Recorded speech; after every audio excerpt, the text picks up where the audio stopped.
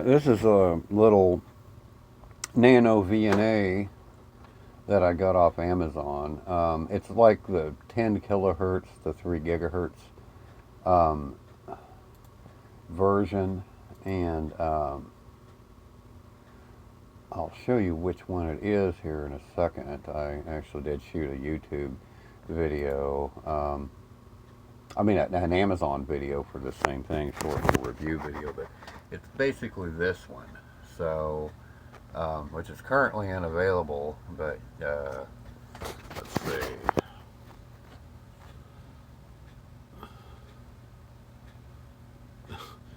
Yeah, but yeah, it's this Deer Sea or whatever vendor right there, which is also the brand. So they did make another one too, but you know, if you go to their little um, storefront, I guess this is all for this brand anyway. But yeah, you can't go to their storefront because you know, it doesn't have them listed as the supplier now. But this is supposedly a lot of stuff with their name on it. But you know, so they have this one, which is Deer Sea.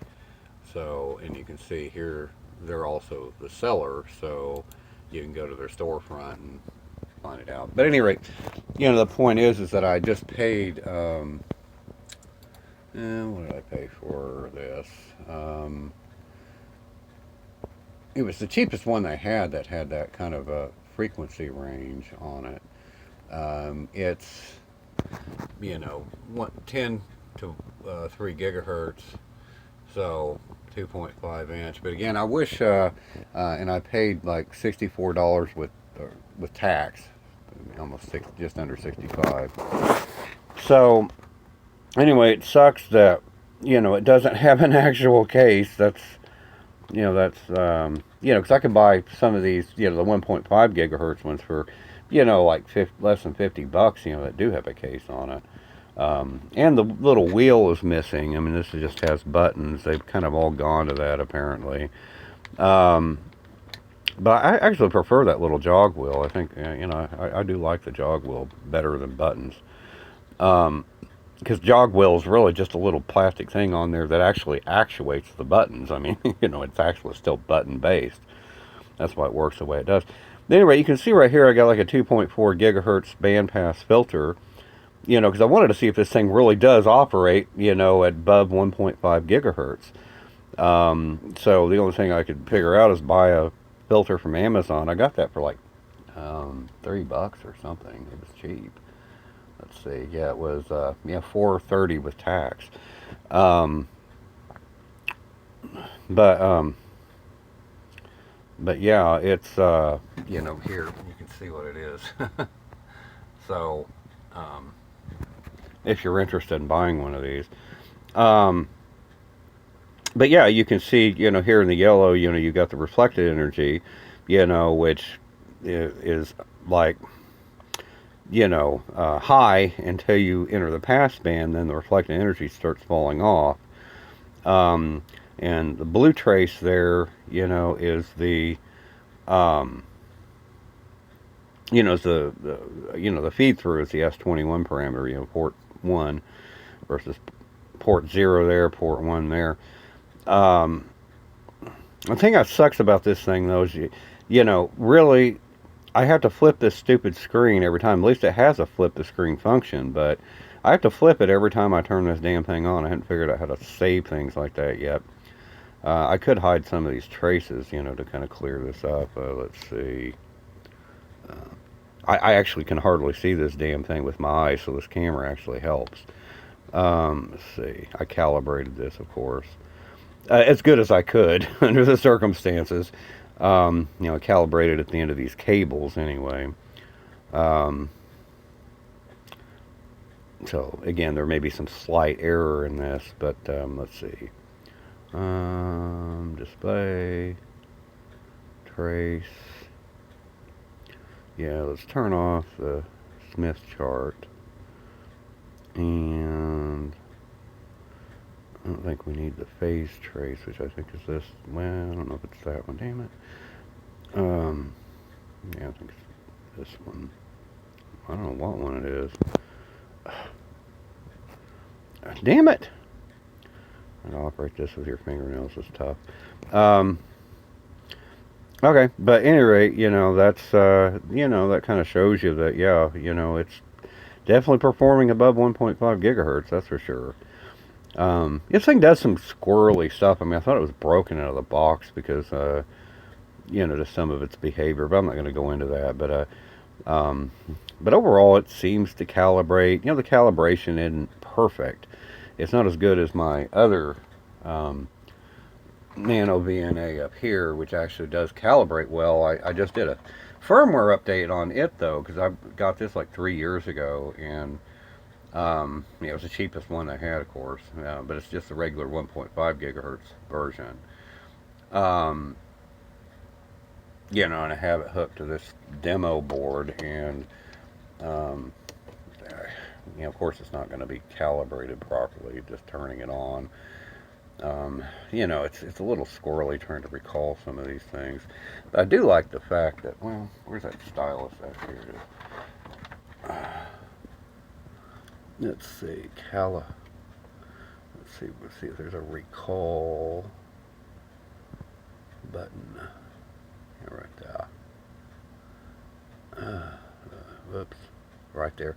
See, I like how it actually tells you what it is you're recalling, so you can recall that particular setting, but every time you calibrate it, it actually stores it and names it what the calibration frequency was. Now, of course, that wouldn't help you if you had the same calibration frequency used for different test jigs, cables, no versus no cables, etc. Come on. At any rate, this is hooked to that filter demo that's 30 megahertz bandpass, low pass filter rather. So you can see, the blue trace, is our energy level. But see, right here at about just under 300 gigahertz, this noise starts. Ever since I did the firmware update, as I started with DeSord just, I couldn't even calibrate the damn thing with the latest DeSord. So I used the latest, Huygen 9079 or whatever, and it at least works, because my original firmware, I couldn't even communicate with most PC software, particularly the good software. I could only communicate with one cheap, cheesy software package they had. And that's like a must of this thing, because I just can't see these tiny ass screens.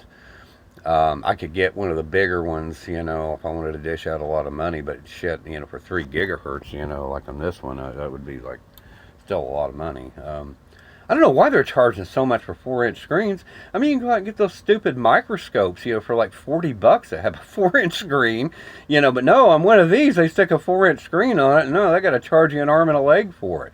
Same with the tiny SA. That's ridiculous that, I mean, I can find those for $120 on eBay, but those screens I really can't see. They use such a tiny font on those things. But I do have one of these too as a spectrum analyzer. It's a sniffer, and it actually has a really fast update rate. But this only has a range like 15 megahertz to like 2.7 gigahertz or something like that.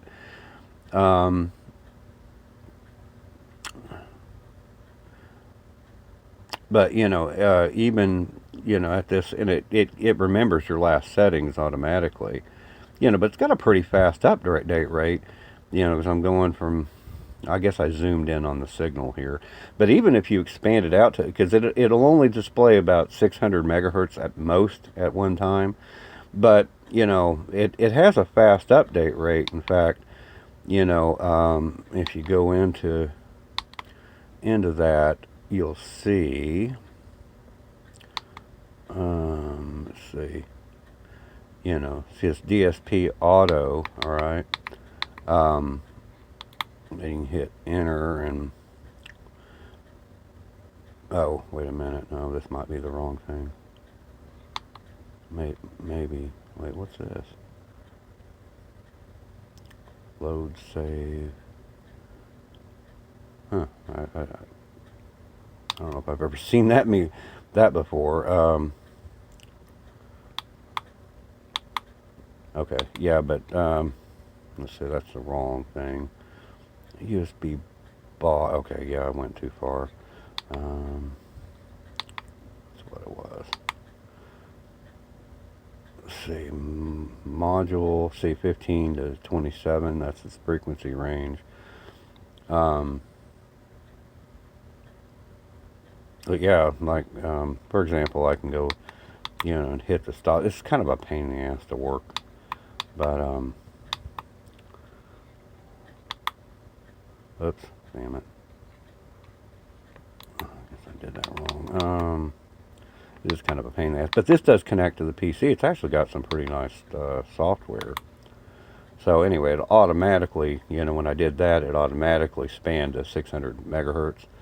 But I probably would rather actually do this. Come on. Okay, I'll try to take this up to maximum so I can show you. Well, so it'll automatically go to that, and then it'll adjust the lower range by 600 megahertz. So I'll show you how fast it is. God damn it! At that frequency, let's see. Units, dBm, so you can do dBm or dB or volts or something like that. Iteration, calculated max hold, bottom dBm.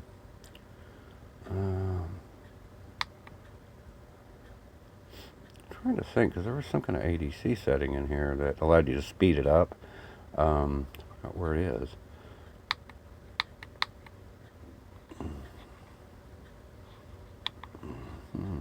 Sets.